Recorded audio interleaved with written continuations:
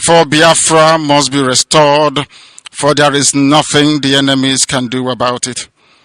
We have come that the will of the Most High may prevail. Radio Biafra is unorthodox. The way we do things are markedly different from how others do it. We are under divine instruction.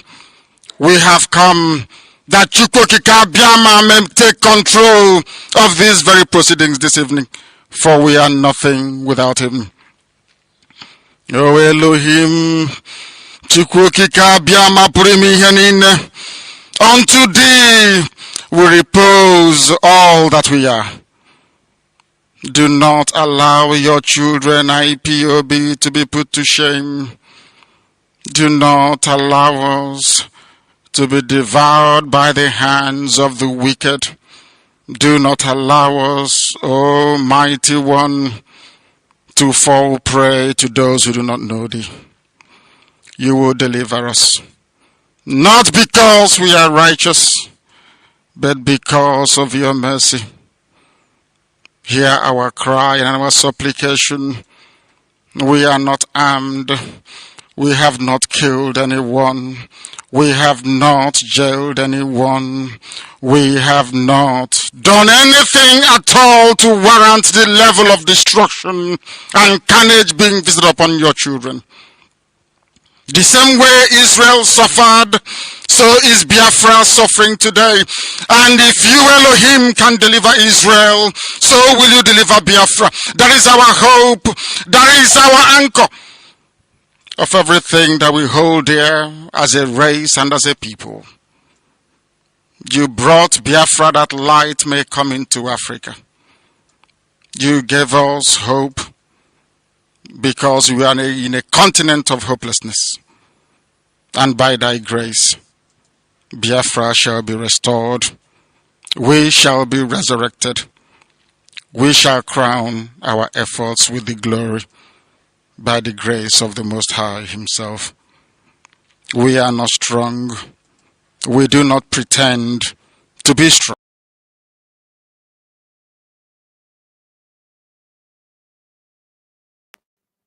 Now, I will present you to Chukwokika Biama in heaven. Therefore, our Father who resideth in heavens above, looking down upon the pain and the suffering of your children, as was foretold by those who has gone before us, that a day will come when the world will gang up, when all the children of darkness will congregate to prevail against your children. That time is now. We are in pain. We are in so much suffering that man cannot begin to comprehend it. Good evening, great Biafrans and wonderful people. I welcome you this evening. I do apologize. We were having a little bit of glitches and technical issues this evening, but of course, I am sure that we are coming out loud and clear. And of course, it is my pleasure to welcome you wherever you are hearing the sound of my voice, and of course, wherever you are joining this broadcast this evening. It is indeed Biafra Radio, and this is where we are this evening. Today, of course, being the 14th day of December, the year of our Lord 2023. Time standing here at, of course, 21:14 p.m. in the evening here in Johannesburg, and of course it will be the 7 minutes past the top of the hour 8 in Biafra land. It is late night with Barrister Ikechukwu Onoha, and of course I am from Omowa, and Umowa, of course, is in Olo in Biafra land. All right, I want to welcome you once again. Please, wherever you are joining us, I want you to share this broadcast, share it wide and near, because we are running out of time and we need to go straight to what we have this evening. Of course, tonight I will be hosting IPOB Johannesburg. Of course, if we are unable to finish, or should I say, if we are unable to finish what we have this evening, we should have another opportunity to continue, because the people I'm having this evening, these are erudite Biafrans, people who have, of course, started the struggle with me here in Johannesburg for a long time before some scrupulous people hijacked what we are doing. So I will, of course, introduce them to you. And we have prayed, of course, as you can see, by our leader Mazen Namdekano Onyendu. And you know that tomorrow is the D-Day. The day that our leader, of course, will be appearing before the Supreme Court in Abuja.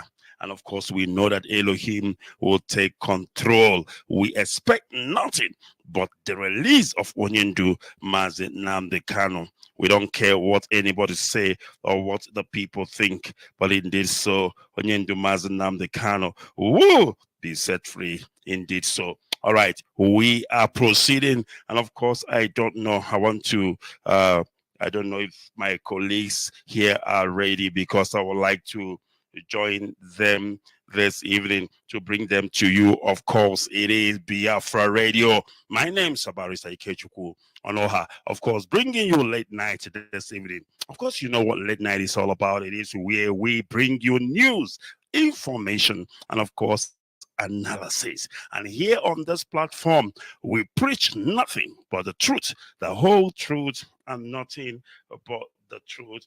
That is exactly, absolutely what we preach on this platform. Of course, I've introduced myself, and as I have introduced myself to you, I will advise you, of course, to please share this broadcast wide and near.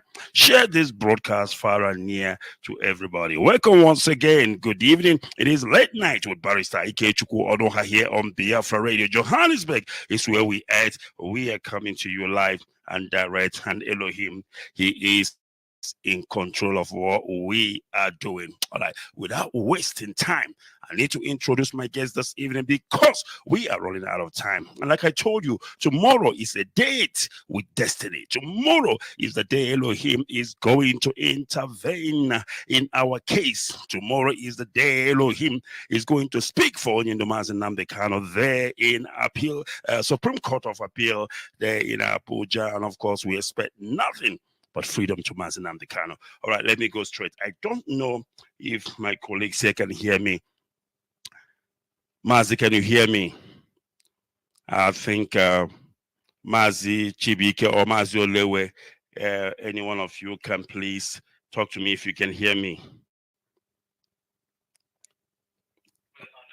All right, Mazi, just 1 second. I need to sort your line out so that we can continue. Okay, yeah, try to speak again, Mazi. All right, just 1 second. Please go ahead again. You can go ahead. Mazi, can you hear me? There we go. Yes, I can hear you. I hope you can hear me as well, Mazi. Yes, loud and clear.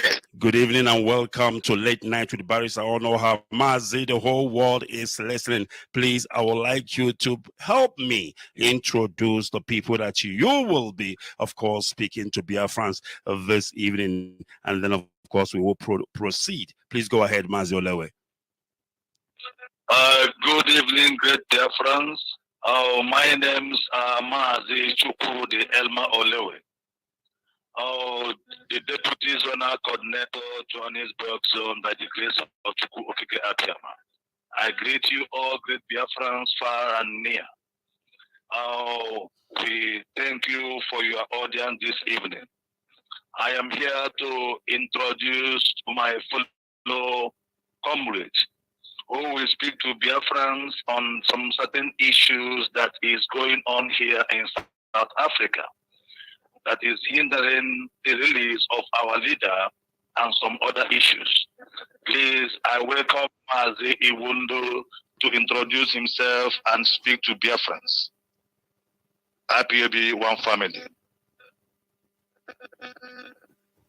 Mazi, go ahead. Good evening, lovers of freedom. Good evening, wherever you are. My name is Mazi Iwundo Simon, the mobilizing officer here in Johannesburg zone. I thank you all.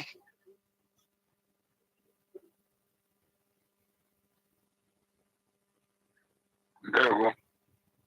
All right, thank you very much.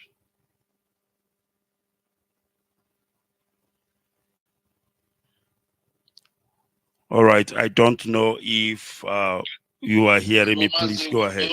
Yes, go ahead, Mazi. Mazi Iwundo. Yes. We are here to speak to Biafrans. My name again is Mazi Olewe. I want to bring this issue that has been going on for a long time here in South Africa. IPOB Johannesburg zone has been going some certain issues by suspended members in IPOB who refuse to make things happen for the betterment and benefit of Biafran restoration and our leaders' freedom.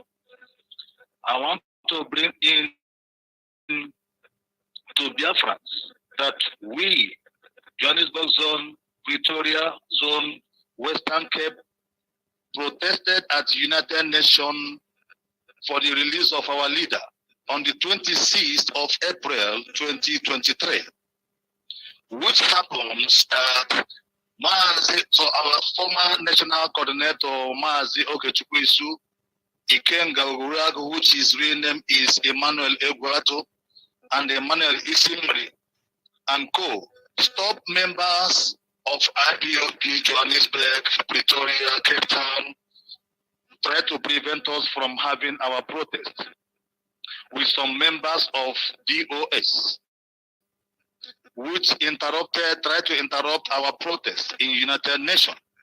But by the grace of Chukwu Okike Abiyama, we managed to have our protest successfully. We handed over our memorandum to United Nations official, and they received it. At the course of our protest at the United Nations, it happened that Emmanuel Isimri Okechukwu Isu Egwato and some of their members came to interrupt our protest by court case, saying that what we are doing is illegal, that we are using the name of IPOB to take money in this struggle, that we are not member of IPOB. I want to ask Biafrans, how can a real IPOB who is in line to release our leader to get Biafra is using this freedom to make money? Instead of them to support what we are doing, they come to disrupt us. They took the members to court. By the grace of God, we attended the court case and they did not come. It happens that this issue was related to Mazin Zrumike, Mazi Edosiem, and some few members of DOS, and nothing was done. So I want Biafrans to know that what we are going through here, it is not right. It shows that those suspended executives, the national executives, led by Okechukwu Isu, Emmanuel Isimri, Chukwu Emmanuel, they are not in support of what is happening. They are working with Nigeria agents. So we want Biafrans to know that this is going out of hand, because there is no how somebody who is running to make sure that our leader is released, who is going to knock on the door of UN, in American Embassy, in Amnesty International, to release our leader. A fellow suspended members are now accusing us, pointing finger at us, wanting us to be arrested in the course of this quest. Let Biafrans be the one that we judge. Because the problem we have in here is some members of DOS is supporting what is happening. If they step in, what is happening now won't be happening. Please, I want Biafrans to be aware that there are some agents whom Nigerian politicians have paid to stop what we are doing here. By now, I will stop my message now and hand over to a fellow comrade to explain further detail on what is happening here in South Africa. Please go ahead, Mazi. I will hand over to Mazi Wun. All right. Fellow Biafrans, IPOB all over the world, my name is Mazi Wundo. Like my deputy coordinator have said, everything he said is truth.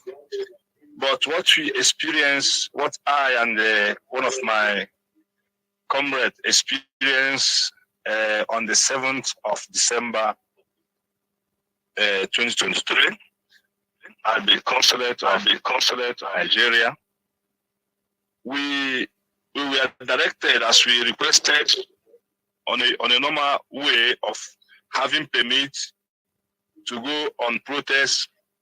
That protest was supposed to have taken place today, 14th, and tomorrow, which is 15th, to put pressure on the Nigerian government in South Africa to help and talk to Abuja, Asurok, to release our leader. But to our greatest surprise, when we get to the Nigerian consulate, the gate man, received us and asked us our mission of being there. We told him that we are Biafrans. Of course, I was wearing my insignia. That we needed to talk to the consular general. So he asked us to wait. He took his intercall. He called. They said we should wait.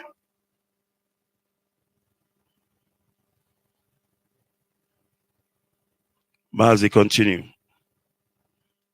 I think it should be the network, of course. Mazi Windu. Hello? Am I coming? Yes, go ahead. Am I coming out? Of course, you're coming out. You were a little bit out before, but now we can hear you. Go ahead, please. Okay. I'm sorry. So, in continuation of what I was saying, we went to the consulate and the man received us. We informed him why we were there. And he used intercall and called the office and tell them that so people are there. So they were like,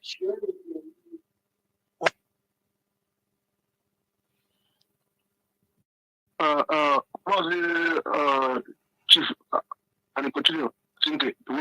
Yes, I think Iwundo is having a network issue. Please, somebody else can go ahead because of our limited time, so we can see what we can squeeze in. If we don't finish, we'll of course continue next time, tomorrow, or even next. Go ahead. Can I continue? Yes, by all means. Yeah, take your position, please. So finally, let me just summarize everything quickly. The Consular General finally, at the long run, came out with his diplomats. Mix up.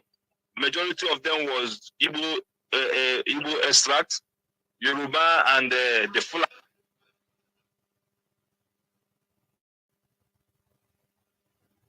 All right. The man came out. He was asking us, "Why are we there?" I showed him a letter that we have come to submit this letter to get a permit. To get a consent from him that we're going to come to protest on a peaceful protest in their premises on the 14th and 15th. He said, "What am I saying? What am I saying?" I repeated it again. He said, "Why must we come here? That he's not going to receive that letter. People that want." All right, we do apologize for the break in transmission. Of course, it is the network issues. Can you continue, please? Yes, go ahead, Mazi, if you're still So he there. said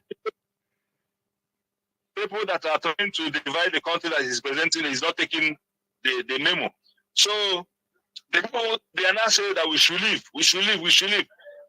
At the time we want to leave, they block us again that we are not leaving. So the diplomat said, why did we not go to the diplomatic national police? National diplomatic police. We've been having protests. We never go through diplomatic national police. But we normally go to metropolitan police, and through them they will not call. They mix up with the SA police. Nothing like national diplomatic. He said it's the right channel. So at the time, he asked me my ID. I took a Biafran ID that we used the ID to attend to a meeting here in South Africa. I showed him to him. He said, "You see, are you from where?" I said, "I'm a Biafran." He said, "What do you mean by Biafran?" I said, "I'm a Biafran." I said, "Are you afraid to hear the name Biafran?" Then he said, "All the security should start off."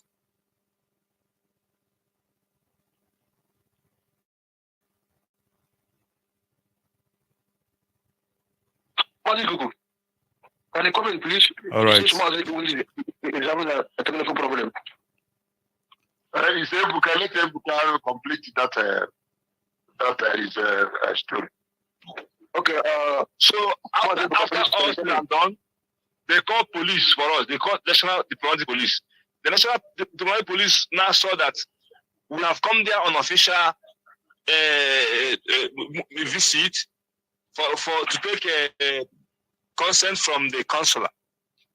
So the consular asked the police to arrest us. The police say no, they're not going to arrest us. But now the police now directed us that we should go back to the metropolitan. Ask the metropolitan police to get in touch with them. Even they gave us their office contact. So at the time, this man, the consular general, called us in a small room at the gate that we want to have meeting with us. He brought in those Igbo extracts to have a meeting with us. I was sitting adjacent with him. Since he has taken my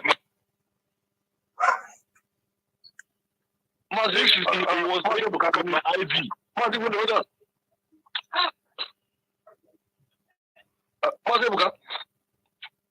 Yes, my comrade. Let's get the person with a clearer line, please, because of this network issue. I think the wind is having on one side. Great Biafrans, good evening all. My name's Mazi Ebukonka. I'm a member of Johannesburg ESCO member. And we are here to tell the Biafrans, great Biafrans, our pride and what we have been going through here. And on what our brother Mazi Iwonto is saying, I just want to summarize on that because of the network problem that he is encountering. So the thing is that we wanted to make a protest today being 14th and tomorrow being 15th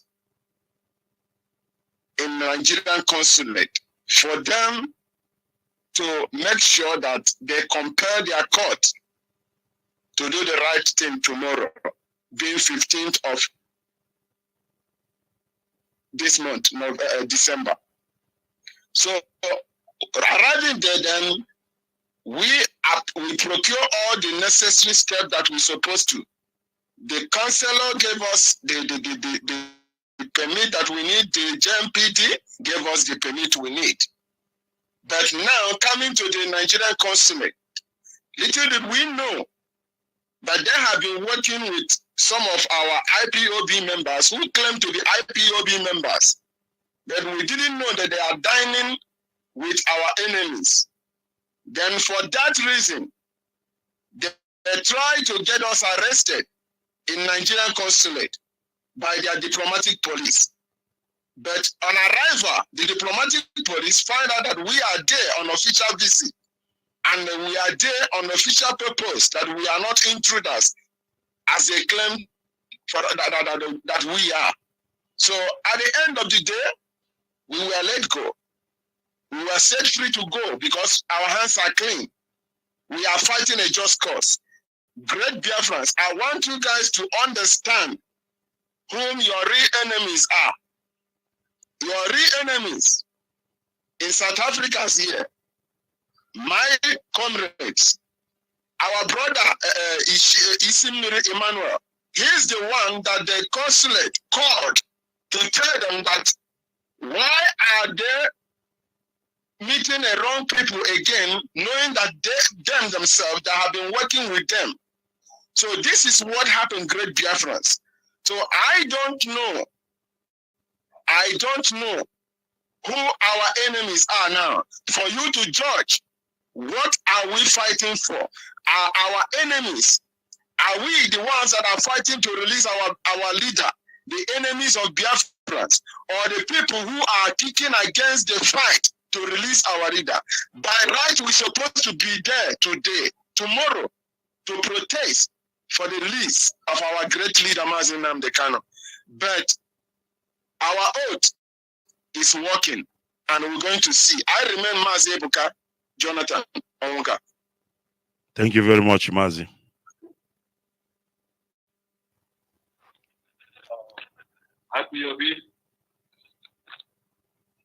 All right, Mazi, go ahead. Yes, I call on Chief Ikuku to please give us his own comment. Let him talk to Biafra. Thank you. One family, one biggest family, IPOB. Good evening, Biafrans. Good morning and good afternoon from wherever you are hearing us from. My name is Mazi Benzo Chika Ude. I hail from Enugu, Ogu precisely. I am a member of IPOB Johannesburg. And to be sincere, IPOB Johannesburg zone, I was one of the first members that started that IPOB. So in all we have been saying, and to continue what we are saying, let me complete what Simon Wunde did not finish. And Mazi Ebuka stopped on the way. So as they left Nigerian consulate and they were on their way coming back home, Emmanuel Isimili called them. He called Simon and later called Ebuka, asking them the reason why they should go to consulate for protest or to request for consent letter for protest. So from there, they blocked him. Eventually, Ebuka had some quiet discussion with him. So now when they came back, they went to JMPD as well. JMPD told them that Emmanuel Isimili came there and informed them that they went to consulate. And they told him yes. They informed him, us, to go there. And they asked them why.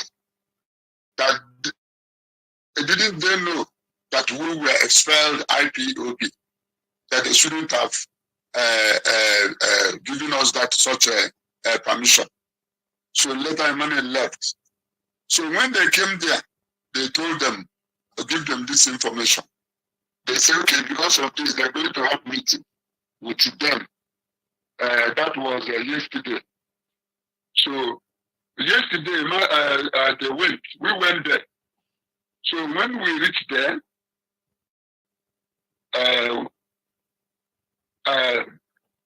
by our surprise, we saw Emmanuel Isimiri there with a representative of Nigerian consulate, together with the metros, and we started the meeting.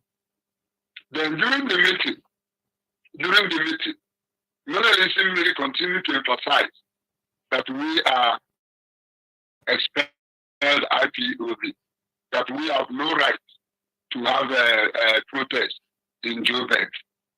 So to cut the story short, the JMPD, which is the Johannesburg Metro Police Division, so finalized the matter that we should no longer have a protest in Johannesburg unless we go and sort our internal matters. Being that Emmanuel Isimiri told them that before we will have protest, we have to take order from Chike Museum and DOS. So for that, they said they cancelled that permit which they gave to us. So we have to come back home. Now, what I have, so because of that, we didn't attend. We didn't attend the protest which we have programmed to start today and to end it tomorrow. So, and in other words, to tell you the good work the Emmanuel Isimiri and the national executive has been doing in South Africa. So, Biafrans, we have an office which was acquired by Johannesburg Zoo. And when we were using that office, Sifu Dojuku, who is the SADC rep, approached us. I said we should give SADC that office, which we argued in our zone and argued. So along the line, we now decided since it's the same IPOB, let us hand it over to them. We now hand this office over to them. We have been paying for that office out of our own pocket. We are not owing in that office. We did not borrow for that office. This was going well. Then along the line, when they took it, Maazioge Chukwuisu, to cut the story short, when he started the mayhem he has bestowed upon Johannesburg and to do the bidding of the Nigerian government. Therefore, I want to inform you that Maazioge Chukwuisu closed that office, and all the equipments we bought, that is to that office, they took them. The exhibition which we did, you know what is called the exhibition. It was only what is it called? The first and the only exhibition that was done first. You know how much it cost our people that are in Spain to carry out that execution. But only Johannesburg zone alone carried out that exhibition.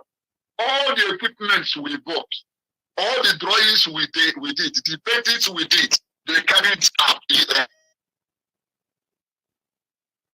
this moment. So as I'm telling you, they closed that office. So that is by the way. And when they close that office, we don't want to make trouble with them. We don't want to call police. We don't want to go to court, because two wrongs can never make a right. So now, what I want to ask, or what I want to say, does it mean that DOS did not hear about this? We have sent several letters to DOS concerning what these people has been doing in South Africa. About 3 letters we have sent to them. Up to this moment, none of these letters was attended to. So does it mean that DOS don't never hear or heard about this? And I want to tell us that we are not in this platform this night because we want to castigate anybody. No. We are not in this platform this night that we want to make problem with anybody. No. But we're in this platform tonight to let the DOS, those who don't know what is happening in South Africa, to be aware. So, and for those who heard about this problem and kept silent, to ask themselves, that's their quietness or their silence, if it does good to this struggle. So what I am saying in earnest, let us use our teeth, our tongue, to count our teeth. So let me rest my case here. All right, thank you. Please, Mazi, I think we need to start summarizing now because of our time. And like I said, I know there's a lot more to be said. Of course, we will choose another day in order for us to finalize this. The reason why I wanted us to do at least something today is because of the importance and the urgency of this matter. That's why I said, even though we have a little time, let's at least say this to the hearing of Biafra. So please go ahead. We have about 15 minutes to go. There, we'll go ahead, Mazi. Mazi, thank you so much. My name is Mr. Mazi. I was on there. There was. I want to thank you for the opportunity that you have given to us. Actually, I would like to address the Biafrans, because this issue has been going on. It's been lingering for a very long time, members of IQB joined, especially the pioneers, have been constantly profiled through IQB, through Radio Biafra, which has been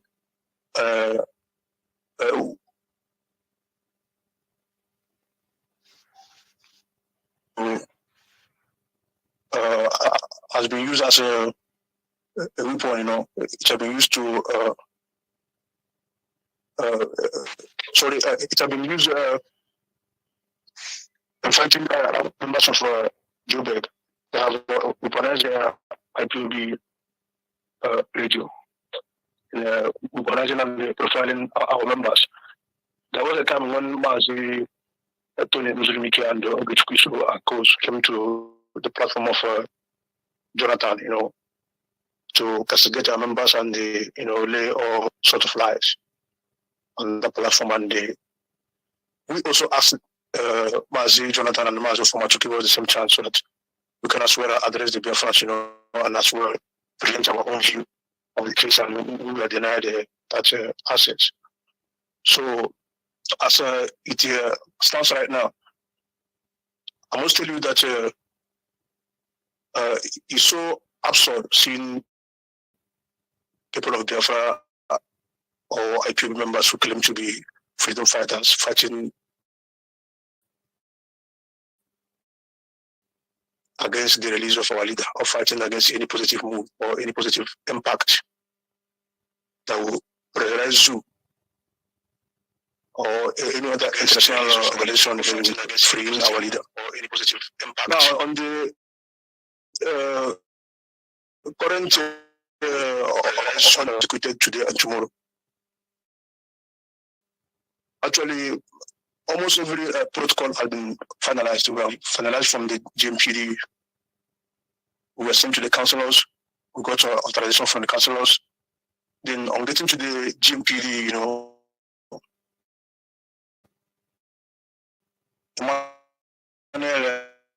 it's really some members take it to the mandate to the Muslim from all that. Because what I really don't understand is the relationship they have with this guy and the dissolved faction of a national executive by jumping the whole institution, jumping the office of the African Rep, office of the SADC Rep, and having a kind of close relationship with all these guys, thereby violating the IPOB structure and the code of conduct. So it is clear that according to the last meeting which we had with the GMPD regarding this case, the man that simply made it clear that they have had meeting with members of the US and that IPOB will never hold any protest or any rally. that will enhance or the release of our leader Mazen Nandekano from jail. So I'm being, baffled because I really don't understand why a freedom fighter, why people like Tony Uzrimikan and people in the US should be standing against a protest or against any diplomatic engagement that will result to the freedom of our leader, Yendu. Now, we know when our leader, Mazen Nandekano, why he was still outside. He had been using protest and march, to for the agenda of Biafra and the IPOB. And believe me, I must say this, that if really our people or our leaders or those who are looking up to are working as they claim, by now there should be constant deployment of protests globally. We have IPOB in more than 100 countries. And if our leaders, people who claim to believe in IPOB, should stand up and say 50 countries in the world go and protest, or 30 countries in the world go to the zoo embassy, go to the zoo high commission and protest. Nigeria is the one holding our leader, not British, not Israel. So why should they deny us that opportunity to ask for the release of our leader when they can ask their cliques and their cronies to protest to BRICS? Is the BRICS the one holding our leader? Why can't they channel their energy the right place? So I believe if indeed they can be able to mandate up to 50 countries in the world to protest for the release of our leader, our leader will be definitely released. Or in fact, he is supposed to be released before now, if they have utilized all these channels. But I wonder why they're not doing it. And I wonder why they keep on stopping people who are trying to free our leader. Because IPOB Johannesburg is registered. So whatever these guys are claiming that we are fake IPOB or we are sacked IPOB is not the fact. They have been proven wrong even before the MPD.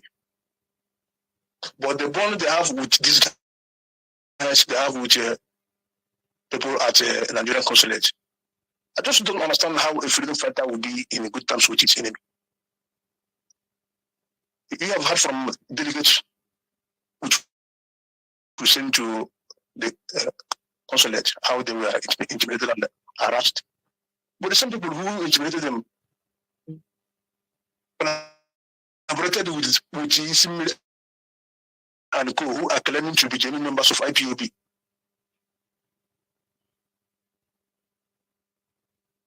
So how can a true freedom fighter be in peace, in good relationship with his enemy or his oppressor? Those are the questions that we need to ask. And we expect the people who have been claiming to be working assiduously for Biafran restoration to answer also these questions. This is not the first time.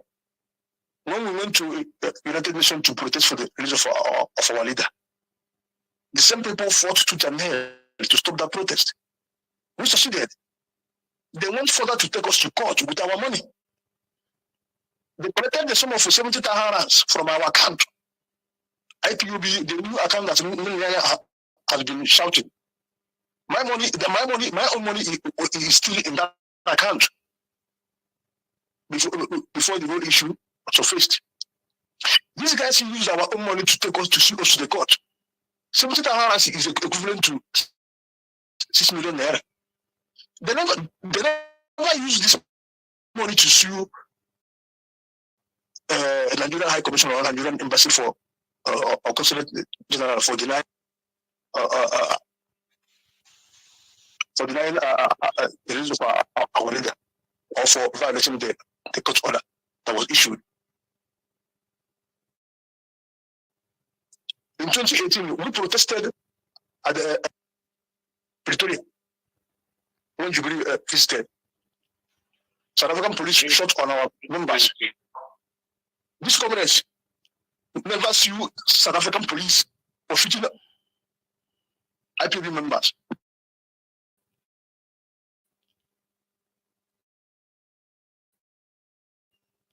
They know who our enemy is. They know who to fight. I know Tony, and that's common sense. It is the man I come to. All right, Maz, use our money to take us to court. No, Maz, you need to summarize because of our time. Yeah. So these are the way they have been fighting the struggle. Now, on the area of our office, that office was IPOB, also IPOB, including the whole equipment that was bought. And there was a scandal which was attributed to the national coordinator.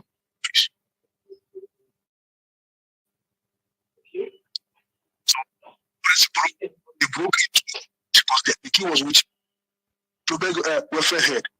Ogechukwusu and his colleagues broke into our office and stole all our equipment.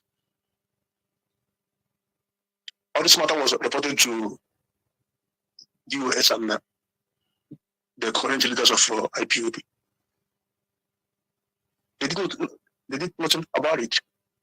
They have fully fair to restore peace, unity, harmony in IPOB worldwide, not only in South Africa. On the other side, they have moved to restore peace, and they have indirectly encouraged infiltration in different dimensions.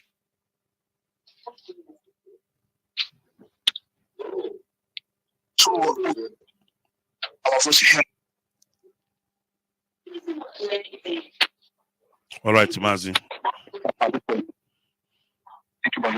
Thank you very much. Mazi Olewe, we need to leave it here and, of course, and reschedule for another time where we will have an ample opportunity to give each and every one of us a time to speak. Like I said, we did this today because it's important that we do it today, even if it's an hour or less than an hour. At least Biafrans need to know the situation, because the protest that we are trying to have here is for the release of Onyendu Mazi Nnamdi Kanu. And I don't understand why somebody who calls themselves IPOB member should be fighting against the release of our leader. And that tells you all you need to know. I don't know, Mazi Olewe, if you have a parting shot just for 1 minute so that we can close for now. And of course, next time. Go ahead, please.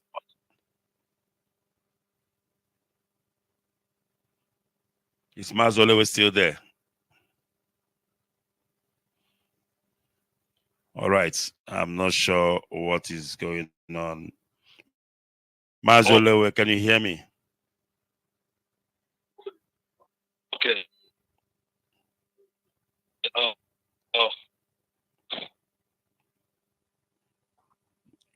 All right. I think the network issue again. Thank you. Yes. Thank you, Honorable. Thank you, great dear friends.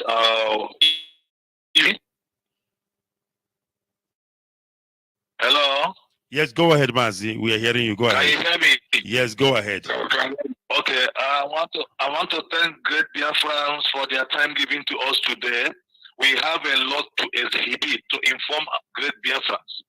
Mazi, please, we need to come on air again. Of course. So some of our members and the other people can be able to air. Yes, we will do that. What is happening that we have been trying to keep and to see if peace can be restored. Nothing was done. And instead, we are being profiled. Our pictures and details are being sent out to airports to get us arrested and get us killed. So please, I want to thank you very much. I want to thank my fellow comrade for their time. I want to thank all Biafra and we pray that our leader will be released tomorrow in the name of Chukwu Okabiam. Let us keep praying that every enemy, every hand, both locally and internationally, holding our leader down, may the land judge them. May the land and the nature judge them. We will come back again, great dear friends, because we need to, now it's time for us to speak, because we very much Mazi, the Deputy Zonal Coordinator, by the grace of Abiam. Good night, everyone. Thank you very much. All right, there you have it. Of course, this is IPOB Johannesburg. Of course, speaking to Biafran this evening, it's quite unfortunate that because of time, we're unable to exhaust, everything that needed to be said. But like we promised, we will be back again on a different segment of this program, whereby we will, afford an ample opportunity for everybody to speak. We can stay on air even for 3 hours, to ensure that we do justice to this matter. There's a lot that I need to say myself as well about this issue, but because I'll need to give way for Mazi George Ume, of course, he needs to come on air on Alpha Media, Biafra Media, and of course, please join him. He's got an exclusive that he needs to speak to Biafrans about this evening. All right, thank you very much, great Biafrans. I need to leave it here. My name is Barrister Ikechukwu Onoha, and of course, it is Late Night with Barrister Ikechukwu Onoha here on Biafra Radio. And this is where we will leave it. And I say good night and remain blessed. And may Elohim release our leader, Mazen Namdekano. Tomorrow will be a date of joy. In the name of Chukwu Kabiama. It's time to break loose from the chains. It's time for our freedom. Africa. Cause we can never let them negotiate our freedom. No. Hundreds of years is gone. No Messiah came for the black man. Told us that Jesus died for us, but the black man still they suffer. The truth be said.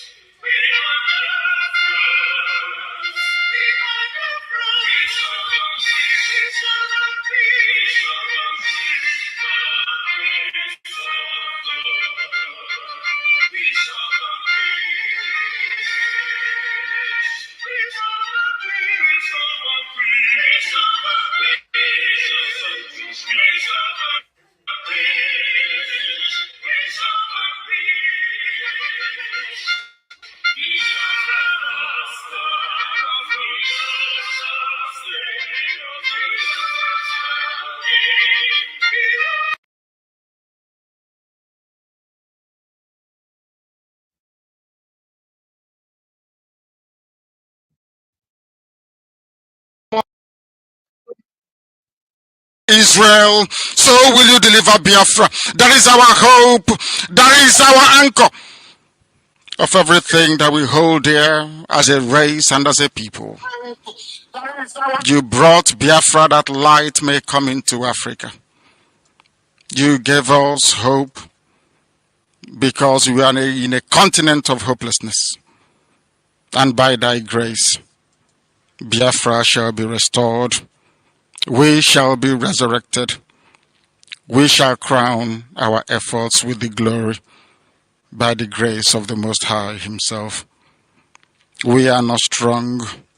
We do not pretend to be strong. All we do is to submit ourselves to your will, that your will may be done upon our lives. We have lost many people. We have lost so many good people. Their sacrifice will never be forgotten. We shall honor them, and for their sake, Biafra will come. Israel lost people, and today Israel is here as a beacon of hope in a land filled with darkness. We beseech thee, O Elohim, because we are wandering all over the world.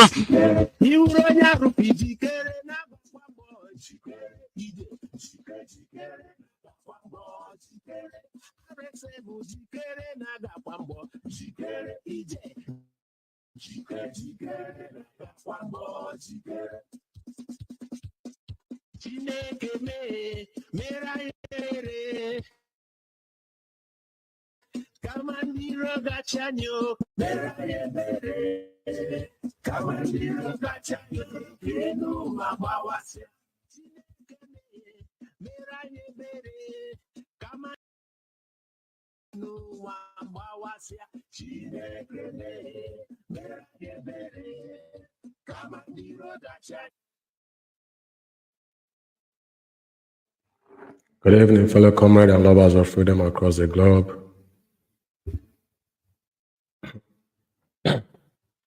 This is Biafra Radio. And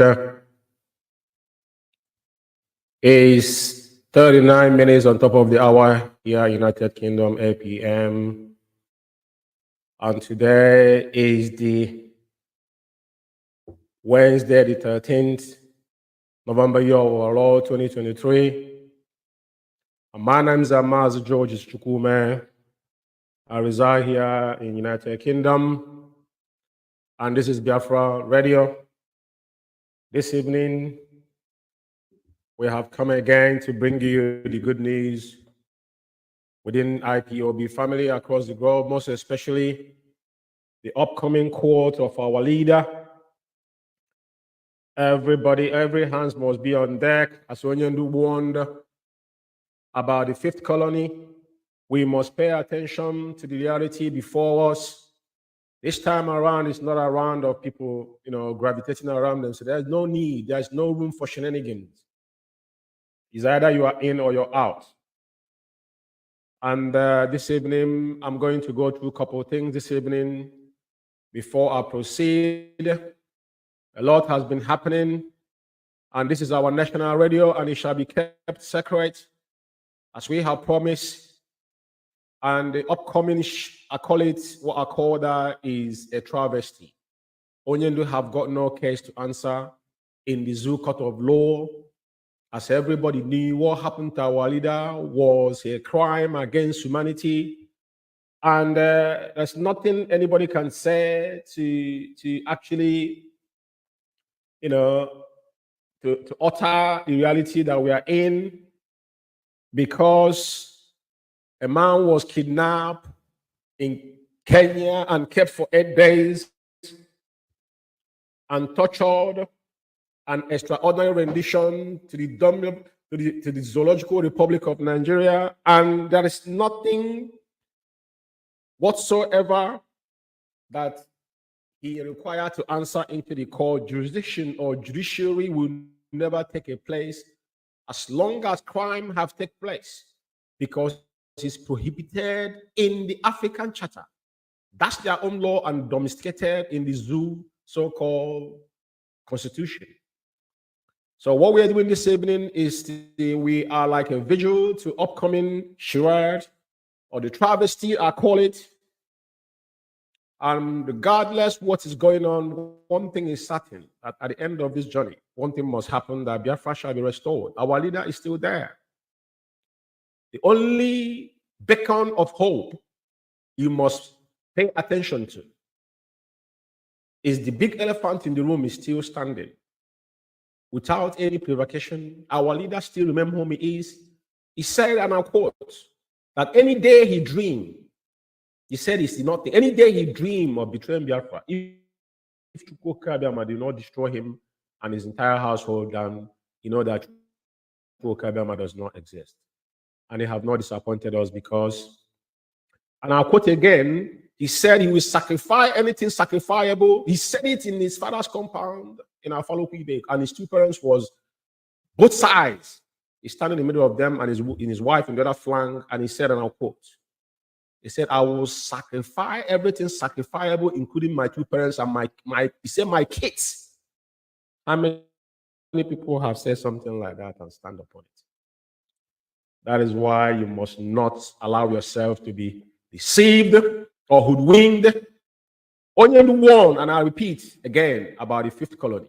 The fifth colony is our enemy within. Gowan said if he knew that the Igbo Biafran love money so much that he wouldn't waste a dime or a bullet to fight Ojukwu, he should have easily bought over, give somebody money, just like what is happening. Peter Obi came, they bought him over, he distracted you. Those that sold Onyendu, we are not, emphasizing so much about those that sold our leader, because time will take its course. But it's our duty to always keep you on a bed and give you what you deserve. Everything we say here is truth and nothing but the truth.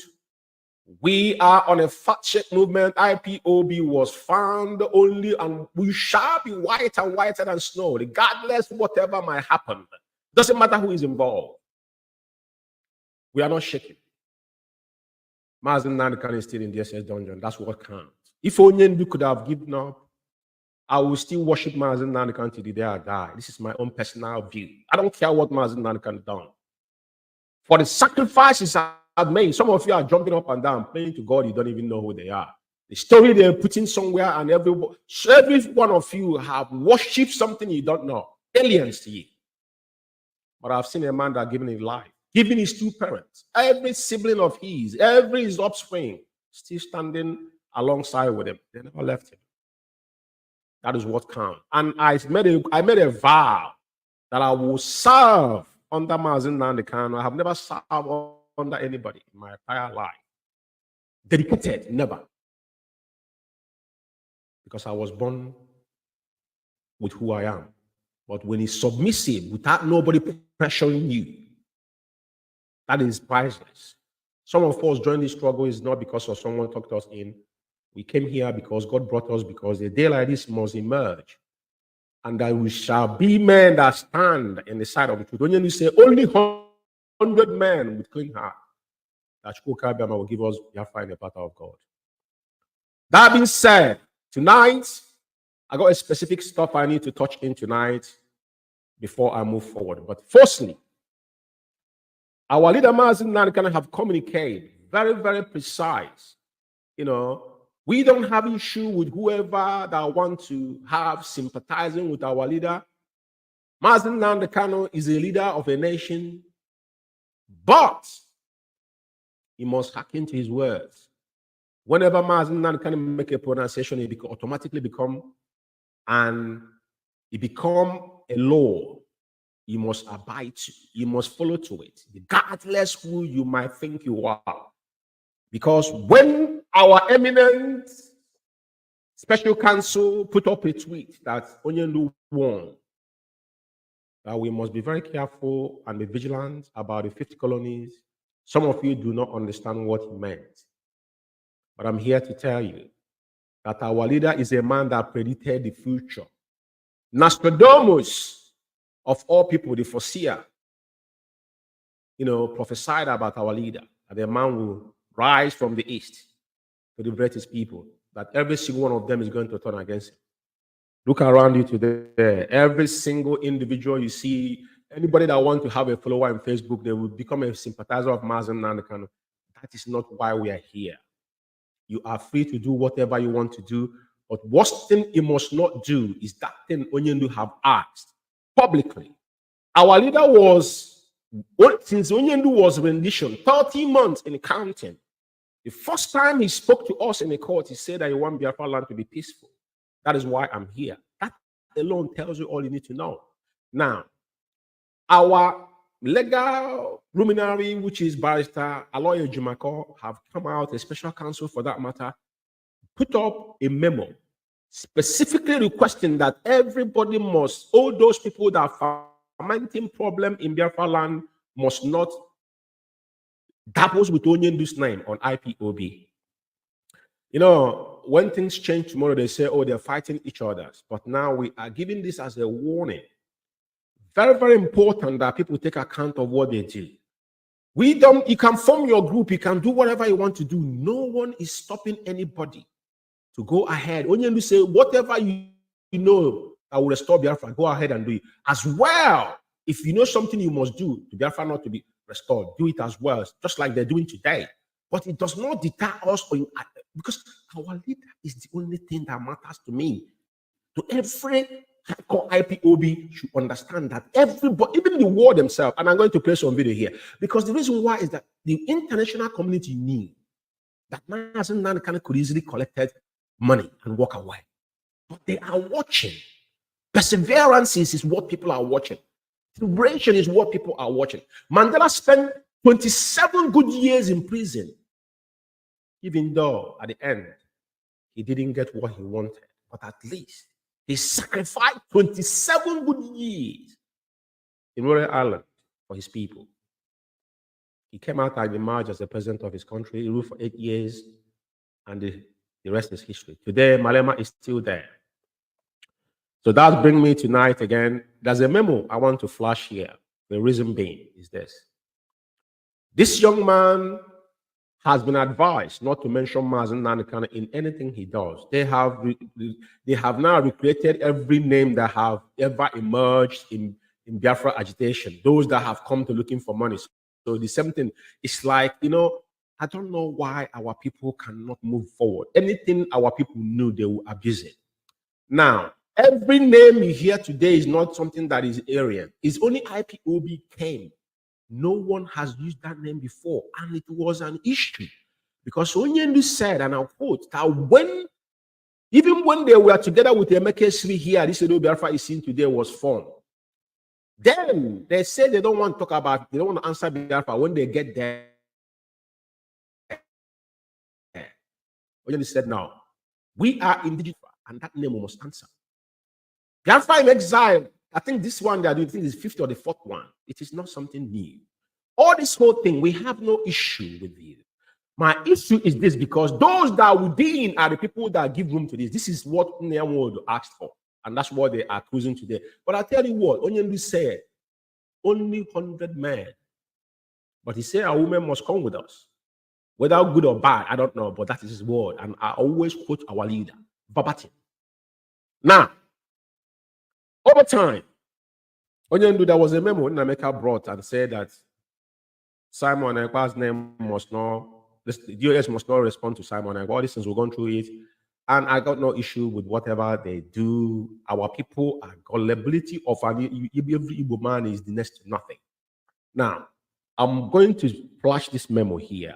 And I want Biafrans, the IPOB worldwide, and those living in Biafra land. And I want to say this here. Mazen Nanakana have said, and I'll quote him, that our people have suffered enough. The last thing you want to do is for you to oppose yourself to our people. It won't work. It won't work. The reason why IPOB excelled, because IPOB came. That's the vacuum. And our leader was sent. But when you oppose yourself to people, we are Republican in nature. You see all these shenanigans you guys are doing, creating unrest in our land. This is not what is going to give us Biafra. You can shout this for another 100 years. You're not going anywhere. Mark my word somewhere. You can do this for another 10, 20 years. No one is going to listen to you. The strategy was very simple. And the world knows why we are doing what we are doing. That's why Mazen Nan can remain in prison. If Onyendu come out from DSS and say he doesn't want to do, forget that. Nobody will ever talk about Biafra again.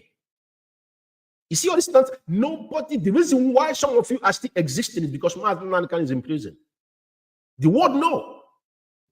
Now, I just want to prove, I want to put this up here. and I want you guys to see it.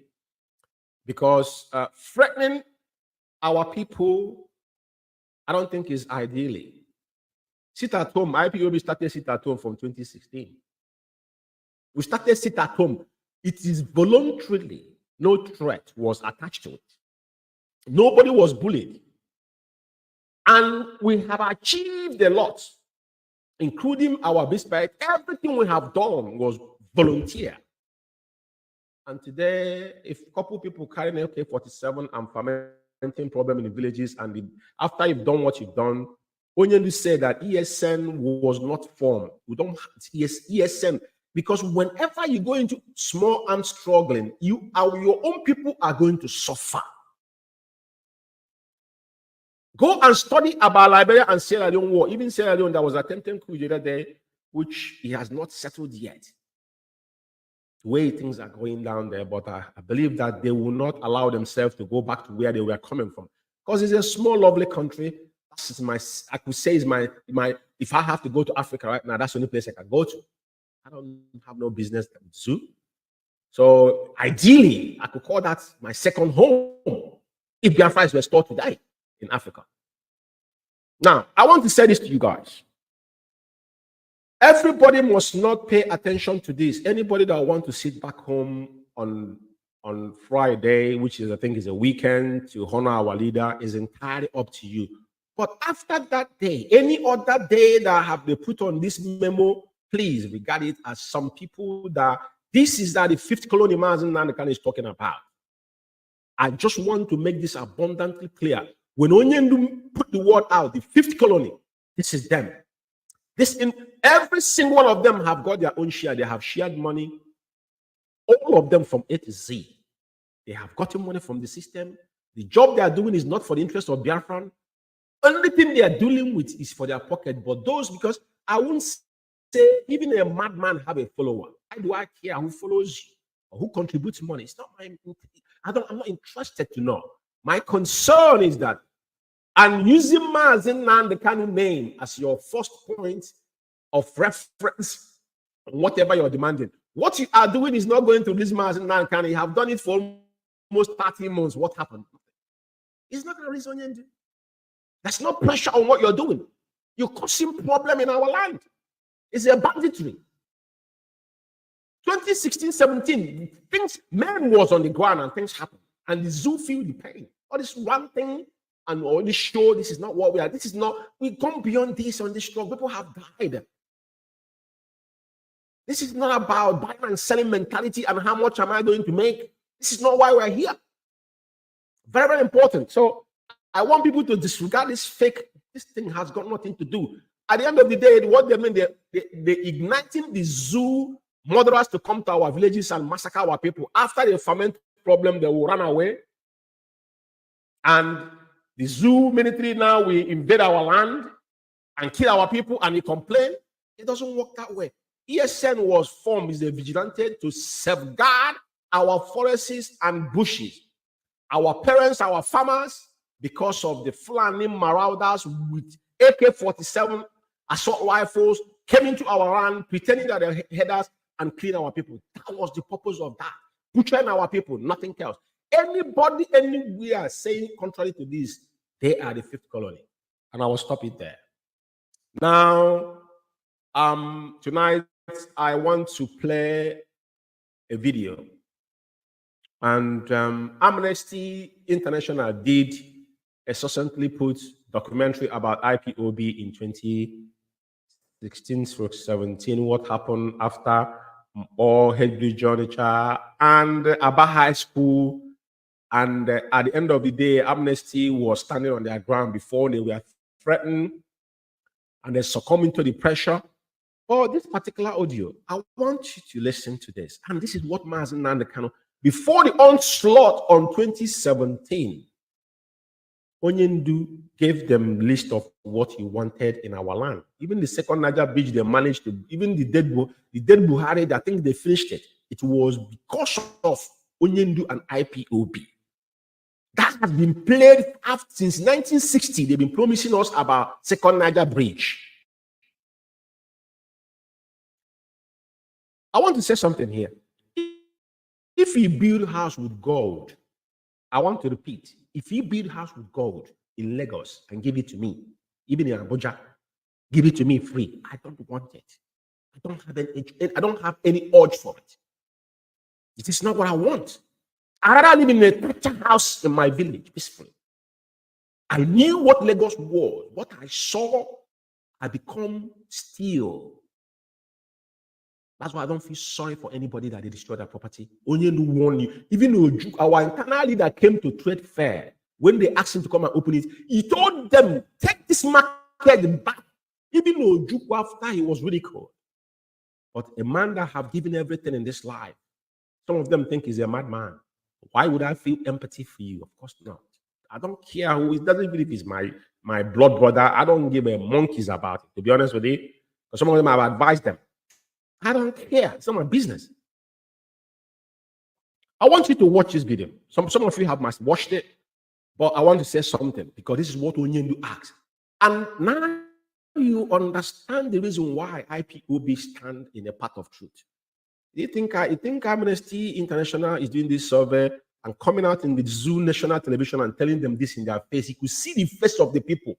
This is something that have played for over 6 to 7 decades. We are living like a slave in our own father backyards. And people tell you they have money. They'll see them making noise, drinking too much alcohol. That's, when you don't reason, what makes you a human being? The only thing that makes you different from animal is the ability to reason. When you lack it, the baboon in the wide forest is far better off than you are.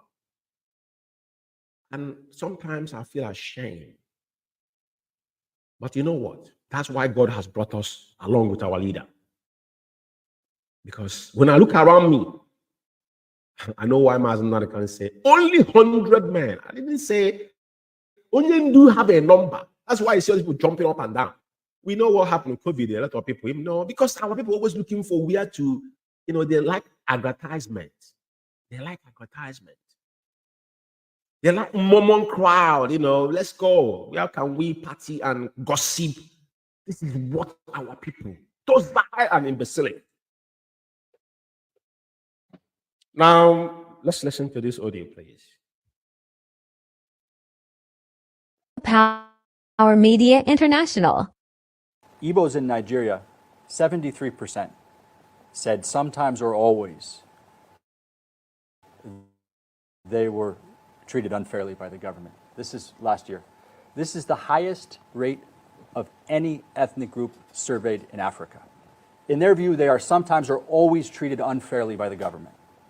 So it's the issue of injustice? It is a deep grievance, and it's a disconnect from the Nigeria project, as was mentioned earlier. And I mentioned to underscore the underlying grievance that has to be addressed. So amnesty is potentially... You know what is striking me? The person that asking this question is the issue of injustice probably is an Igbo man. He's pretending that he didn't know. And tomorrow he will call a white man racist. I mean, listen, yeah, this is one thing our leader said. When you see this man sat down here as an American, working for Amnesty, non-governmental organization, sat down, and where all these animals sitting down, even the person interviewing him, seeing if it's injustice, and the man is telling them what they knew, but they couldn't say it. And tomorrow you call white people racist? Part of a package, but the disconnect has to be addressed, and the Southeast is a core pillar of the Nigeria project. It comes back to the discussion of its importance. So all of these issues that are being discussed are inherently political. They're being seen through a political lens. For example, infrastructure, development. The grievance is you have a very productive region that is exporting not just to Nigeria, but internationally. You have, I think, Imo and Anambra are number 4 and number 6 for GDP in Nigeria. And that was in 2021, which was a very violent year. So even amidst the violence, three of the 5 states in Southeast are in the top 12 for GDP per capita. Yet there's no seaport. The bridges are not good. The roads are not good. So it is a development and infrastructure issue, but it's seen through a political lens as a political grievance. The same with security, which is you have significant deployment of security forces, yet the perception is the DPOs are not from Southeast. Many of the officers are not from Southeast. They are not. When you listen to this man, he found out that everything he said is what Mazen Nankan have said over time. But they are listening to him. Listen, they are listening to him, and you could see how pathetic they all looked at. And you will wake up tomorrow morning and call white man a racist, and you are more civilized. You are the mother of all nations. Come on now, can we just be real for once? Because I see our people as mediocres. For real, I'm being fair here. Look at how this man is saying. Everything this man is saying here is what Mazen Nankan have said since 2009. Explicitly, Amnesty has been following and they know. But if this man could sat in a panel and tell them this in their face, and what's the direction of the nation? Very, very important. It's pivotal. Very, very important. This interview must be kept because it is in their face. Necessarily well-versed in the local context, and so they're not performing the role of community security in a way that the security issue, yeah, also perceived through a political lens, and it's the same with federal appointments and involvement in governance. So these are development, these are policy, these are economic issues, but they're seen through a broader political lens that they're not being kind of fairly adjudicated. And I think that's really important to underscore. So amnesty as part of a package may be a solution, but the underlying grievances have to be addressed with an understanding of the political perception, how the economic problems, how the security issues are perceived politically, and what it means to have a more representative involvement in those efforts from a Southeast perspective. Yes, it has to be a multi-stakeholder approach. The sensitive issues have to be addressed. Just look how miserable are they. Look how miserable they are. Jesus Christ. It is mind-boggling. Look how miserable. They call it peace in the Southeast. Challenges and solutions. The only solution you have is to lose Mazen Nankan and give us a date for referendum. But I want this man, because what this man is saying, he's reiterating what IPOB, roadmap has been from the onset. Anybody today is shouting, give us date for referendum. This is our logical conclusion from day one. And now, an American man sat down. I don't know if they host this in Nigeria, but they said AIT. That's why it's credit to AIT online. That's their video. I never branded it. I played it. It's their video. That's why we give credit to them. But I want you to see that these people, look the faces of the people sat down in this panel, how miserable they are. And that is why you must not say that white people are your God, because that's the only people that can speak to you. You listen or you hear them. That's what it meant. So if they feel superior over you, you don't question that. You don't question it.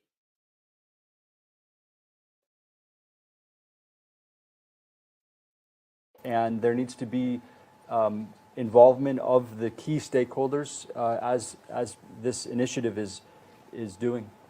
That being said, in context like this, you might not move everybody over. You might not convince everybody. But where you make a serious effort and where you provide legitimate avenues, you will see a significant reduction in popular grievance that draws down support for extremism and makes it very difficult to operate. So a multi-stakeholder approach doesn't immediately solve all the problems, but it changes the trajectory, and it moves a lot of the public into using or trying to use the legitimate mechanisms again, as opposed to staying on the sidelines or even supporting extremist activity. So Well, it is very, very, very, very, very important that, I mean, what else can you say when you see this young man sat down in the middle of monkeys and baboons and lecture them what they are, the fundamental issue they have in their own backyard? That what brings me. That only say we don't need empathy from anybody, and we don't question people. We live in Europe here. I don't go in a workplace claiming that, oh, I have 100% right. You don't have 100% right. Do you know why? Because your forefather did not fight. You can claim the slave trade. The slave trade was something that happening between two people who was involved in it. Our so-called Biafra was involved in slave trading because they were collecting money. So I don't question anything. What we are talking about, what can you do in this present dispensation of our lives? We keep on banging on things that we cannot. You can't govern your own household. Somebody, this man left America and Amnesty, sponsored by non-governmental organization. They did a survey that 73% or 75% of Igbos say they treat them badly. Even it should be 100%, but they make it not being bad. It's 100. Is that any Igbo man have treated right in Nigeria? Tell me 1%. Tell me. The saboteurs, even themselves, themselves is under oppressed. It is 100%, but it is 70 something, so that the world may not be so biased. But there's no country in the world you will see such. In Africa, that have multi-tribal or multicultural, who have lived under subjugation. All of us gone into exile, self-exile, and all of you are jumping up and down like an antelopes. The only opportunity we have is now. And I keep on saying it. The day we miss this, we are going into extinction. It is only why people that talk will listen. They are the people coming to our aid. And they are still the people we will turn around and say, all of us are running to come to abroad because we have no place to go. We have no place to go. I don't want to live here. I don't. But I have no place to go. Now, I just want to read a couple press release concerning our leader's upcoming court case. And I just want you guys to pay attention. This particular press release is coming from one of the House of State. This is the state of Texas.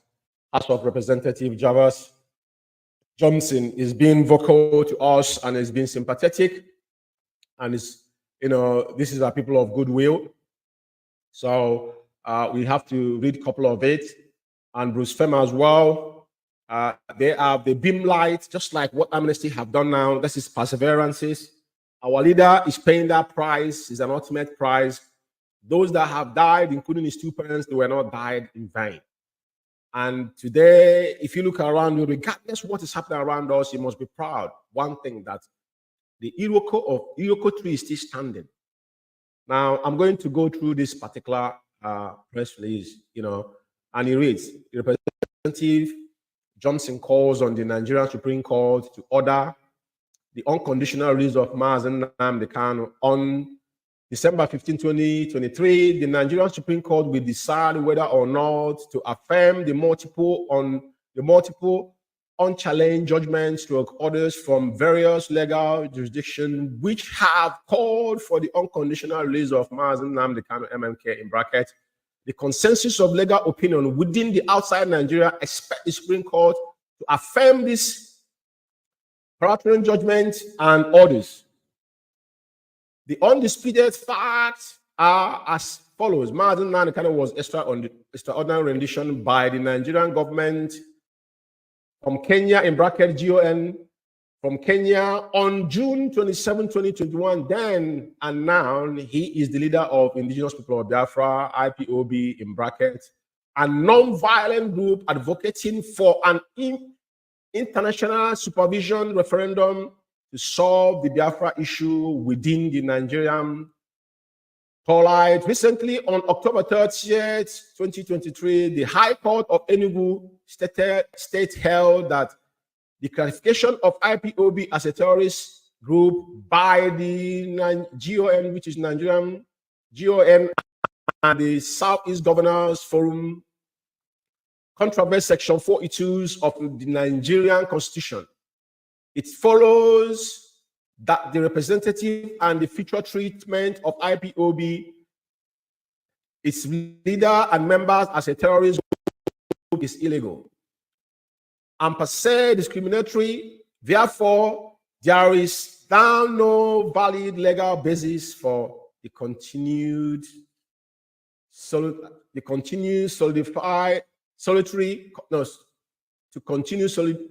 confinement of MK.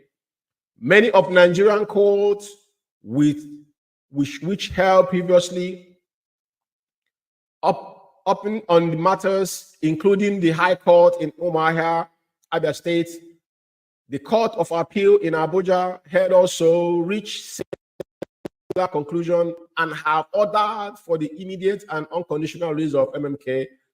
There is no pending legal matter against MMK. On July 20, 2022, the United Nations Human Rights Council issued an opinion which found that MMK solitary confinement was in a violation of International Human Rights Convention, which Nigeria is signatory, and called for immediate and unconditional release. This is a fact. And even the African Charter as well said so. That MMK was extraordinary rendition is not in dispute, and the extraordinary rendition is illegal under Nigerian and international law is also not a dispute. I said before, but thank God that we have international voices coming in now to, put all these things in the face of the so-called Supreme Court. That's why I call it a travesty. And I'll continue. I therefore call on the Nigerian Supreme Court to uphold or affirm the considered judgment of its subordinate courts and of the many international tribunals by ordering the immediate and unconditional release of Mazen Nnamdi Kanu. This anticipated ruling will hasten the process of restoring confidence in the Nigerian judiciary, of which Supreme Court it is Apex Court. Signed and Javas Johnson, State Representative, District 139. And we can't thank you enough. We appreciate your solidarity. You have remained unwavering. And I hope those this word have gone to will listen. And we are putting it up here because it's very, very important that those that solidarize with us, we shall acknowledge them. And this is a fact. And when Aloy Jimako told them in 2021, some of them were filing, making some cynical comment, and he told them that Onyelu have no case to answer. I will come to that, not on this program. Tomorrow, there's a program coming on tomorrow, which I'm going to flash here before I go. But having said that, I'm definitely going to move again to read Bruce Fenn's memo as well. I want to share their thoughts with us because I think that was on 2nd of December. 2nd of December, and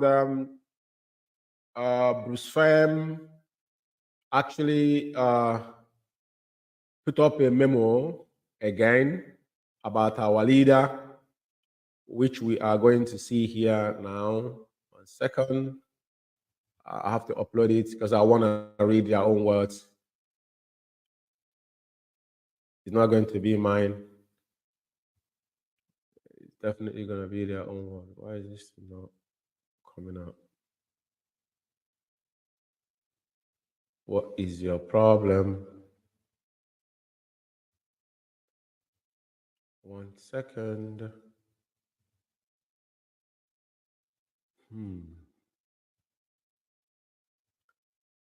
1 second. I'm just trying to get the Bruce Fenn's.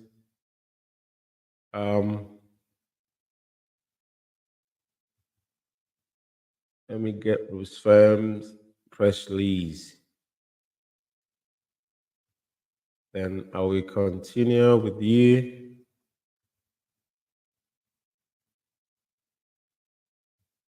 How can I find this?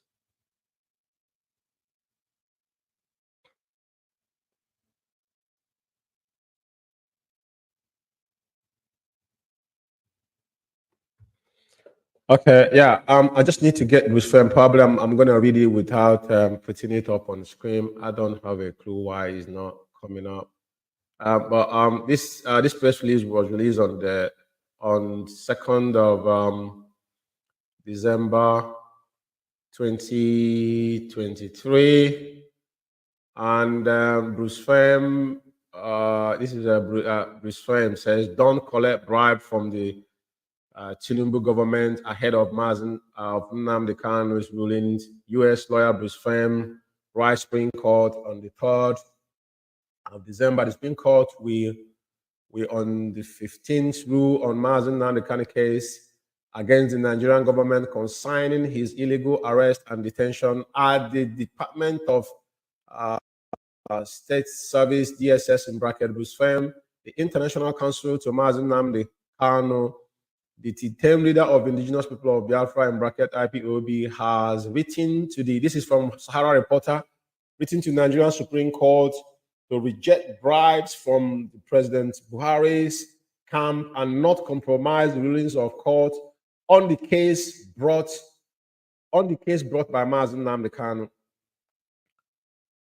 The Supreme Court will, on the 15th, rule on Mazen Nnamdi Kanu's case against the Nigerian government concerning his illegal arrest detention at the Department of State Services in bracket DSS. Fine, in the letter he wrote in front of Washington, D.C. on Saturday and obtained by Sahara Reporter, said the Supreme Court must not be intimidated or bribed by the President Bola Ahmed Tinubu, adding that his presidency is already on life support because of his credibility, evidence of the diploma fraud or drug trafficking in the United States. The U.S. Council of Kanu added that the Supreme Court will become a model for other African courts by giving life to judicial independence if it's ruled impractically on Kanu and refuses to do bribing of Nigerian government. Firm said, Honorable Justice, December 15, 2023 will be a day in Nigeria that we live in judiciary glory or infamy. The decision is in your hands. You have set aside a day to render judgment on the legality of Nnamdi Kanu's prosecution by the federal government of Nigeria. Everyone knows the Nigerian government ulterior motives to punish Mr. Kanu for exercising his constitutional protected free speech right to urge self-determination for Biafran through peaceful avenues of readiness.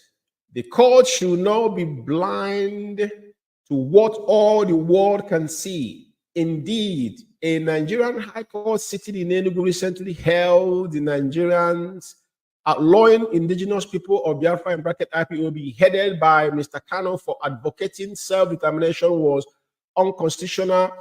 Further, on July 20, 2022, the Working Group on Arbitrary Detention of United Nations Human Rights Council found that Nnamdi Kanu's solitary confinement since June 2021 violates 16 international human rights conventions binding on Nigeria and ordered his immediate and unconditional release by reparations.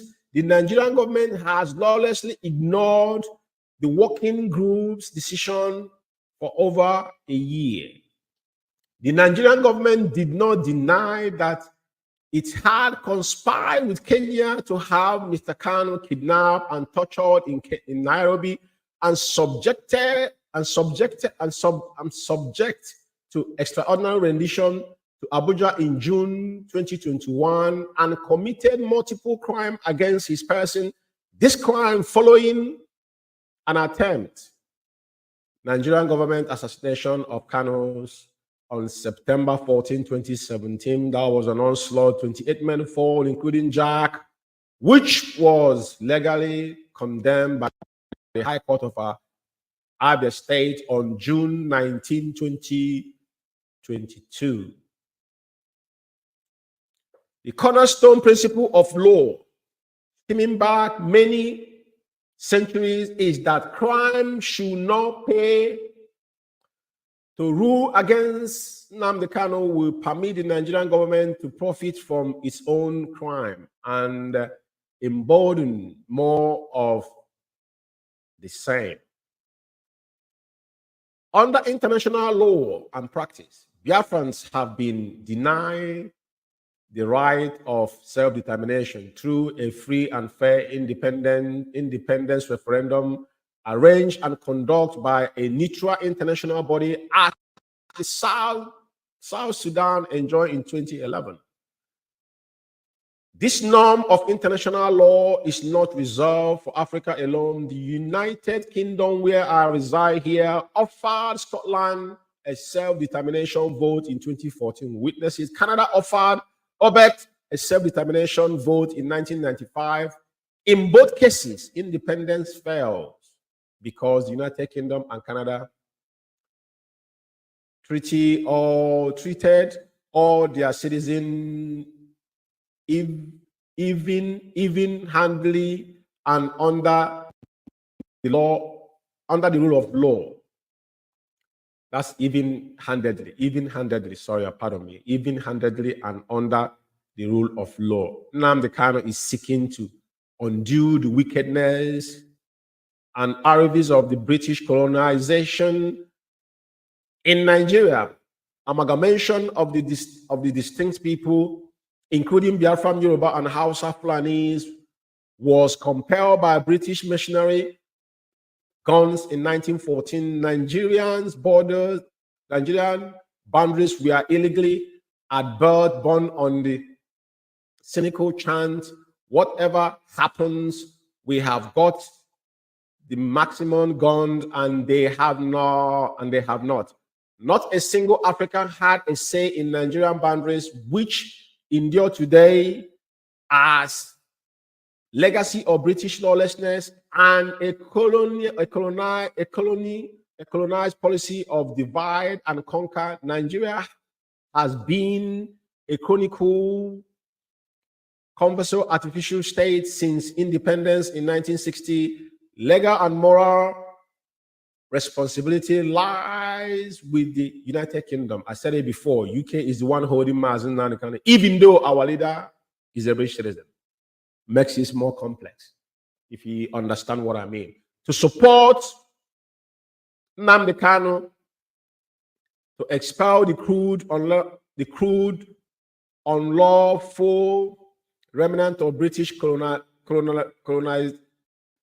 colonization, colonialism in Nigeria, the British stole sovereignty from each district people of Nigeria by abandoning the international law obligation to offer each independence referenda and be inspired by the Pakistan Supreme Court built by the military dictator Pervez Musharraf. In 2019, the Supreme Court held the dictator emergency rule was unconditional. A decade later, a special court found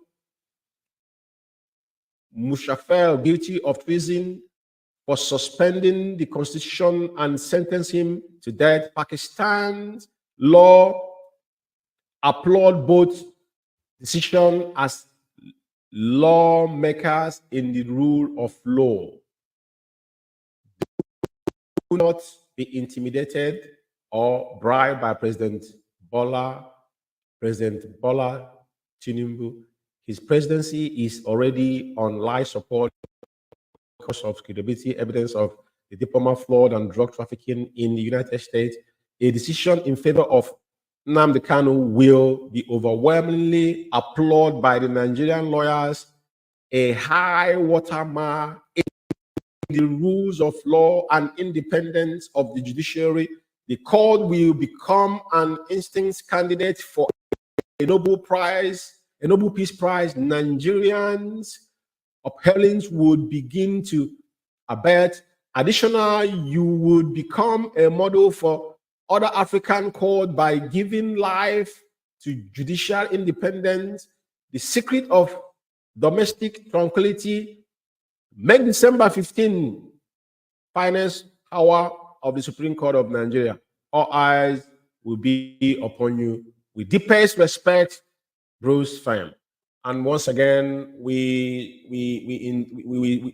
appreciate your courage for putting this up. I wouldn't talk much about you tonight. There's a program coming because your name has been mentioned, and definitely we are going to bring a program that, like I said, tomorrow I'll be coming up on Alpha Power Media, not Biafra Radio, but tonight is dedicated, and subsequently probably on the Friday, the day we will be on court in Abuja. Definitely I will be live on air to giving us spot account as well. But tonight is dedicated. It's just like what would I call it? You know, so we are and it's like a vigil. You know, we already know what is going to happen. But the good thing is that watch how the video I play. Watch out the memo from the Java Johnson from Texas. And Bruce Pham was forced on 3rd of December. And all these things tell you that the international community are becoming aware. It is not a wishful thinking. The only thing that forces all this in one name, only one name is involved. Mazen Nandekano. And that is where your allegiance should be. And the question tonight is that what are you doing? How are you helping your leader to stay focused? How are you contributing to make sure that his welfare is being looked after? It is a pertinent question to every single genuine IPOB. Forget about all these shenanigans. Those that sold Mazen, those that allowed Onyendu to be held captive, just like they sold Yahweh. But Onyendu knew when Judas collected that money and kissed him in the shake. He knew, and he knew that this is a destiny. Our leader have accepted this moment. The question to me and you, are you doing what you have been agreed and assigned to do? It is not those that weaken out, you know, those that do, those that walked away. And when you walked away on this particular monumental task, who do you think is going to get it done? So when Biafra is restored tomorrow, some of you is going to wake up. Some like today, some people will say, oh, Onyendu couldn't get people that were educated. I ask a question, where were you when IPOB emerged? It was a grassroots movement. Those that were available when Yahweh was on earth, the story they told us in the Bible, he never had any PhD holder. He had those that were available, men that work with their hands, carpentry. This is a man that fisherman. This is a man that he took as his disciple. Onyendu took out those that were available, and our leaders stand to be correct here. Onyendu said, regardless of what he done in the past, Onyendu give everybody second chance, because what we all have been going through, all the trauma we have experienced in our lifetime, it is not our making. All of us went on exile, looking for a greener pasture. That's why me and you are here. So many of us sold our life to make sure that our families can feed back home. In our generation, we fought to eradicate poverty in our household because we couldn't do anything where we come from.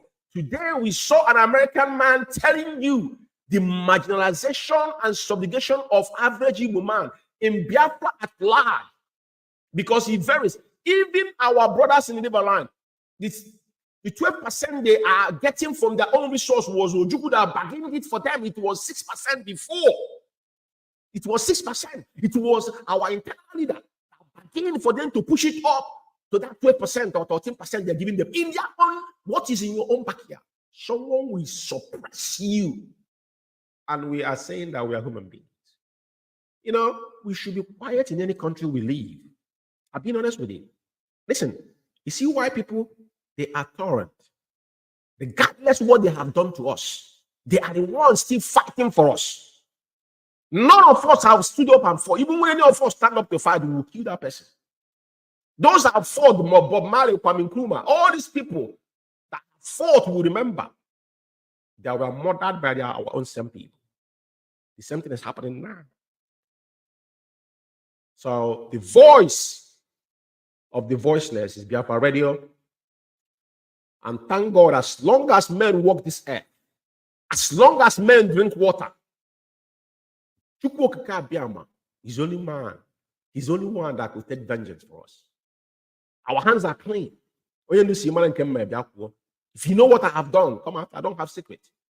If you know what George may have done, say it. You don't blackmail people.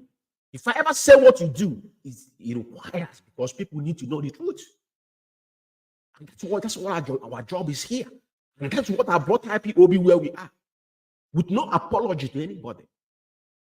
So I'm not be going into any news tonight specifically. This program is designed to prep on 15th, and subsequently by God's grace, I believe I will be on air in the morning to give us what I can from Abuja to see what is going to happen on their travesty. But at the end of the day, it does not matter what they do. One thing is certain on this journey, because people don't know that appetite. I remember when we were in school, we were contributing 20 naira then, but it was not black people that fought appetite. It was white people. It was white people. And that is why some of all these shenanigans you people are doing, all this small arm struggle you're going, this is what you guys are trying to irritate people. You're trying to irritate those that are going to be on your aid. We're not looking for people to help us, but we are looking to get a genuine sympathy. Because at this point in time, you're still going into small arm struggle with fighting. How demented are you? You think when you stop one policeman based on in one village, unprovoked, and you think they're gonna come and do what? I'm smile with you? Of course not. You're not ready. Onyendu said it, and I'll quote Onyendu. We don't have ESN in our township. That is why you see all these people shouting ESN. They are not shouting ESN. These people created their own gang. Their own dead man that are killing people. They're threatening people. They are not vigilantes. Quote me anywhere. ESN was formed out of necessity. And we must remember our ESN are not those that are coming out to threatening people. We don't use ESN as a mobster or as a banditry. It was formed to safeguard our people. How are you going to be an embodiment to our people now? Tell me. You can't force people to sit back home. You don't have that power to do that. You don't have it. You don't. Even if you have a government running, you don't force things to people. We all live in a civilized world. No one is telling you when the law, before law is being enacted, they will debate it. After debating it, people will agree. Then now they will force that law, in a very civil manner, not by killing people or chastising individuals. No, we don't want such thing. Our people have suffered. If you don't learn anything, learn something from the survey that Amnesty have done. Even though the unrest in Biafra land, we're still doing well. But that is our place is a peaceful place, and we want to say, I want Biafra land to be peaceful. And you'll be shouting, you love Mars and Nandekane. You don't. You people are the people that are the fifth colony. Every single one of them are getting money from the zoo because the zoo is double standard. They want to project IPOB as a terrorist organization, but now that case has been reversed because when IPOB was tagged terrorists, those that are supposed to know better didn't say anything. All this is going to come up tomorrow. I'm going to talk about it tomorrow. But all these things have reversed. We have won so many cases, big cases. You can see the letter they wrote. All these people putting the court cases we won internationally. It's not when you release IPOB member that we bargain about it. If you go to 20 people, they say we'll have to pay 20 million. We'll pay. That is not we're talking about things that we are recognized internationally. Internationally. You see men quoting it. Jabez quoted, Bruce Fair will quote it. I will go into the legal issue tomorrow extensively in Alpha Power Media. There I will have time to speak anywhere I want. But on this platform, this is our Hello Party. This is where we worship. And I want to thank you all enough for listening to me this evening. And one thing is certain. No empathy to Mazen Namdekano. Mazen Namdekano does not require anybody's empathy. Onyendu can decide to walk away tonight. Yeah? But I tell you what, he wouldn't do it.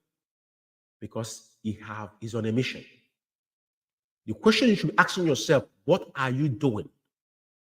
What are you doing? Some of you say you are tired. Some of you say you won't contribute money until the Mazen can come out of prison. It amazes me the way our people reason.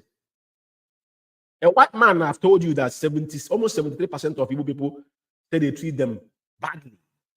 And I said, it is 100%. Tell me one Igbo man that have been treated fairly in Nigeria. Show me one. All this, somebody's useless politician now, some of them, they're giving them position because of IPOB to come and fight us. Something for one say, show me one person. Doraknya, they killed Doraknya. Okadibo was killed. How many are we going to call? Our internal leader, Ojukwu, they brought him back from Ivory Coast to ridicule him till he passed away. How many people that have passed? Zik of Africa, the one that sold us, died miserably. Go back into your history and look yourself in the mirror. You guys are too noisy and lousy. And irritate people. My advice to you is this. If Mazen Nando kind of came into this struggle to show off, some of all these people you see today will meet IPOB. If he came into IPOB to make living, some of you will see IPOB. Because as we are now projecting and doing some programs, you can see people that say IPOB is a family business. You can see how their intention that, and they will never be in that position. Because somebody you can't even see, based on what he has said, how can you read it? How can tell me it is only Igbo people that somebody will be hiding, talking to you, be listening to that individual? Tell me that we are retards. I'm being honest with you. We claim we know, but we don't. We are not civil. We are not. That survey, Amnesty did 73%. The man say in the whole sub-Saharan Africa tells you the impediment on you and your attitude. Because if Martin God forbid tomorrow wake up one morning and say, you know what, to hell with all these people. Like he told us, like he said, if it's not because of Chukwuka Abiyama, that he will never speak to any one of us. And I agree with him 1,000%. Because our people are cursed. May Chukwuka Abiyama continue to guide and protect our leader, Mazen Nnamdi Kanu. And like I said before I come on air, there was no soldier there, Gigi fella. Alligator pepper does not walk in shame. We have prayed and poured liberation on the ground. Any man or woman, I said it all the time. Any man or woman, I didn't say think. Any man or woman that have dreamed about evil against the Kukano family. Your generation is cursed. I repeat, your generation is cursed. There's no prayer in this world will eradicate your punishment. Because we come from, people don't understand, people don't understand the path we are walking in. You don't understand it. Like I said, Meo Kike, continue to fortify our leader. Those hardcore IPOB members, when they say hardcores, 100 men and women around the world. Forget about the crowd. You know, when you do all the prophecy our leader gave us, check them. The way he's metamorphosing. Biafra is going to be the last miracle. How it's going to happen, nobody knows. Just like the West spent 20 years in Afghanistan, one morning it happened. One morning. After 20 years. The central band they fight for 20 years has now ruined Afghanistan. Tells you all you need to know. You know what? Like I said, we need to be more sensitive when dealing with things. We shouldn't allow ourselves to be bamboozled all the time. We should start reasoning like a human beings. And probably God will have mercy upon our souls. I thank all you for listening. May Chukwuka continue to guide and protect all of us. And may Chukwuka continue to guide the Holy Land of Biafra, because that is our ancestral land.